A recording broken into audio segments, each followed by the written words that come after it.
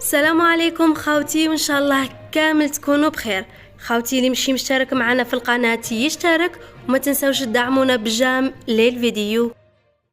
إلغاء أصفار من العملة الجزائرية هل فعلا ينقذ اقتصاد دولة الجزائر من الارتفاع الجنوني للأورو؟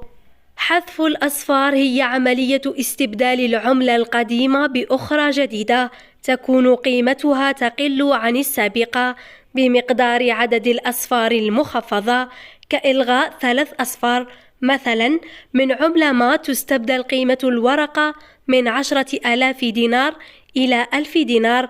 وتلجأ الدول عادة إلى هذه الخطوة للخروج من أزماتها الاقتصادية، فهل تلجأ الجزائر لذلك؟ حيث تساعدها في تقليل التضخم وتجنب استبدال العملة بعملات أخرى، وخاصة بعدما حدث هذه الأيام الأخيرة في الجزائر من الارتفاع الجنوني لسعر الأورو. فما رأيكم أنتم؟